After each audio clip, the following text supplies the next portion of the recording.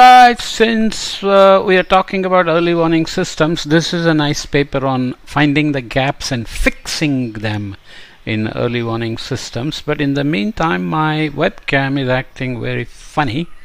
Hopefully it doesn't screw up the recording. It seems stable for now, so I'm going to try and continue. Yeah, the sound is working. Sorry about that. So let's go to the PowerPoint, which I complained about this new update already. They are trying to imitate Apple by shrinking and growing the windows when I move them, which doesn't work at all. So I don't know why Microsoft wants to do this, but anyway, let's not complain too much. So here is the paper, Mind the Gaps in Disaster Early Warning Systems and Fix Them. So this is from Nature last year, so I'm still behind on in terms of recording the latest papers that I like into podcasts, and these are just subjective choices. I find them to be interesting and important enough to talk about, and I put them on my web, but there are others that are maybe more exciting to you that you can suggest to me, and I will see, right? So from floods to wildfires and tsunamis to volcanic eruptions, early warning systems can stop natural hazards from becoming human disasters. But more joined up thinking is urgently needed. So again, I'll be brief, read some parts of the text that I choose. Disasters associated with natural hazards are constantly in the headlines. Some involve predictable human-made factors, such as the catastrophic floods in Derna, Libya in September, which were caused by the collapse of 2 dams after torrential rains. Well, is that human factor? It depends on how you interpret it, because the dams may have been there for a long time, but they got a year's amount of rain in 6 hours, and the dam is obviously not designed to handle that. And then the question is, what caused this cyclone to veer towards Libya and cause so much rain? That's global warming. That's global contribution to local disasters. So we have to be careful how we interpret these things. Others are unexpected, such as the eruption of volcano Tonga High Tide in Tonga in January 22, with a plume that reached a height of 57 kilometers. And the main thing is that it threw up a lot of water vapor, and the weather has been perturbed for years. Already perturbed for a couple of years, and will continue to have an impact, because if you put water vapor into the stratosphere, it can stay there for some time. That eruption caused a Pacific-wide tsunami and cut the country's undersea communications cables, shutting down national and international telephone and internet traffic. So those were immediate impacts, but now there is this long-term impact on climate. 2023 warming, which was much higher than just global warming plus El Nino, probably was exacerbated by the water vapor thrown up by the Tonga, even though there is a debate going on about that. In all cases, what turns natural hazards into disasters is their damaging effects on communities and ecosystems. These can often be avoided or at least attenuated through accurate forecasting of an event, advance warning to the relevant populations, and well-prepared response plans. In all cases, what turns natural hazards into disasters is their damaging effects on communities and ecosystems.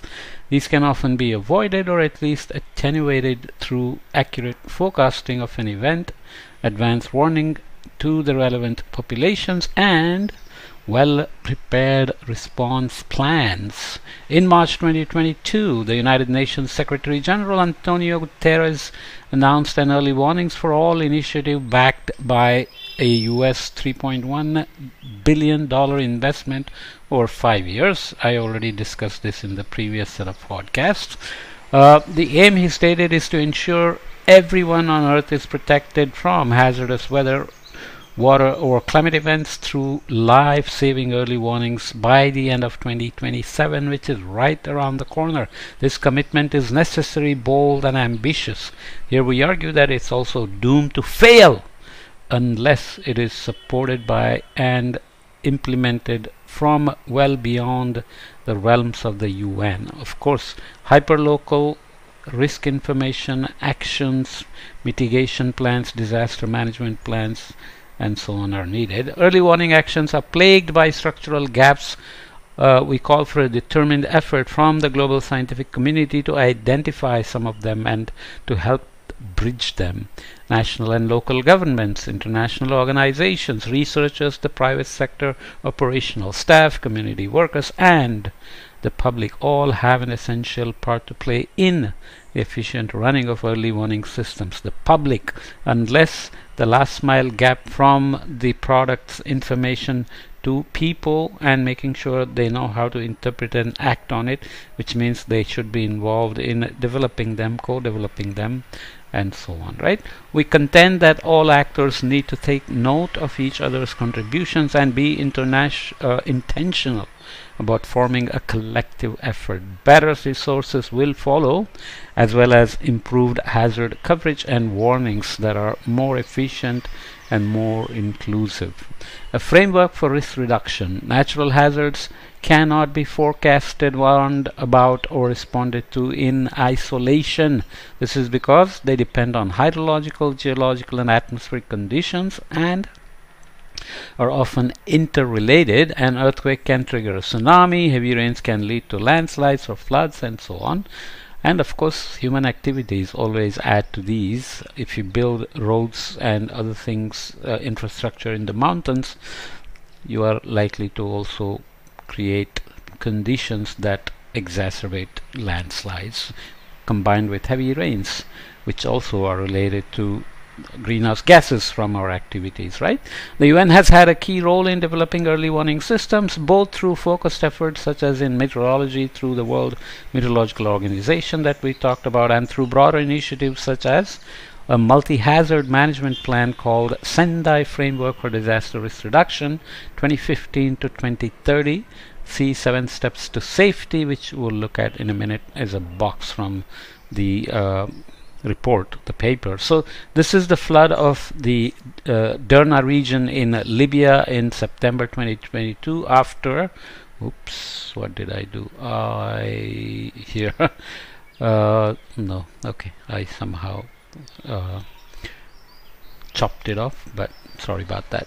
After torrential rains, that's what it said. Despite much progress, the UN and its member states are not on track to meet the 2030 goals of the Sendai framework. Notably, significant gaps exist in multi-hazard early warning systems that we talked about, and we said there that there are a lot of recommendations on how to get better, but here the question is, are we on track in terms of timelines of 2030? Supporting actions must accelerate. Investments need to scale up with a focus on low-income countries, multi-sector cooperation, risk information, and data collection and management. In parallel, early warnings should take into account exposure, vulnerability, and potential impacts using an accountable, people-centric approach. So computing vulnerabilities and exposures are, data intensive, so we need data as well.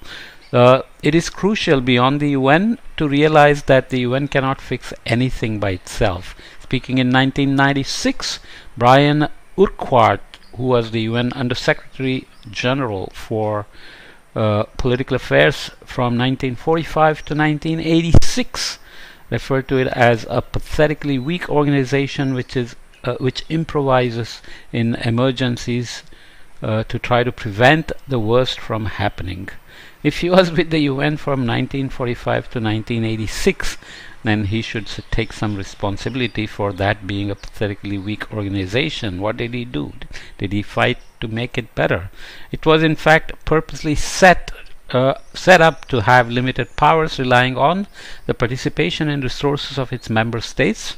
In practice, this means that acceleration of progress towards a global goal such as the Sendai framework must involve greater involvement from the wider community. The technology to forecast most hazards and alert populations exists. It's a question of keeping on improving them, having the data to keep them always current and skillful, and translating them to people. Furthermore, some areas that need the most attention in early warning systems are those where the UN system has specific structural weaknesses, such as in fragile and conflict affected states. When resources are limited, governance is poor, or governments are not trusted, a top-down approach is not effective, and the role of civil society and other actors becomes even more crucial, even when they are facing their own challenges. So they must feel that they are part of the system and are owners of these early warning systems. The UN is a disparate collection of bodies that have a range of mandates, some more organized than others. For example, the WMO and its member states have successfully developed and coordinated early warning systems for hydrometeorological hazards such as tropical cyclones, floods, heat waves, and thunderstorms, as well as systems to share relevant observations and associated forecasts between countries. Okay, so I won't read all of these, but there are various ways in which WMO organizes these: tsunami warnings, outer space affairs, threats posed by near-Earth objects, and there is only about 35% of Earth's historically active volcanoes that are continuously monitored, so that's always something that's waiting to go off. And there is little coordination of warning systems for landslides, earthquakes, or severe geomagnetic storms, all of which pose catastrophic risks and so on.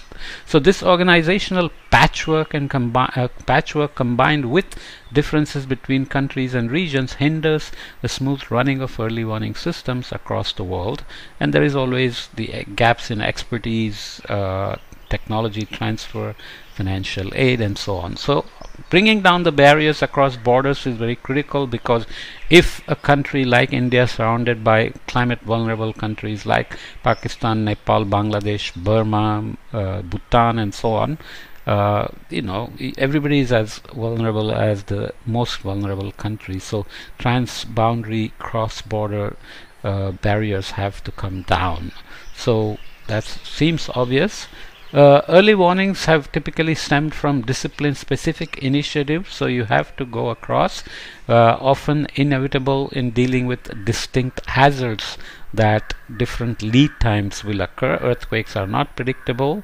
Tsunamis are not always generated with every earthquake, because it depends on how the displacement happens. So there are complicated issues, irreducible uncertainties, and knowledge gaps. We may be able to predict earthquakes someday, but not right now, right? So when warning systems for same hazard have developed in been developed in different national or local systems, cross-border discrepancies can be confusing.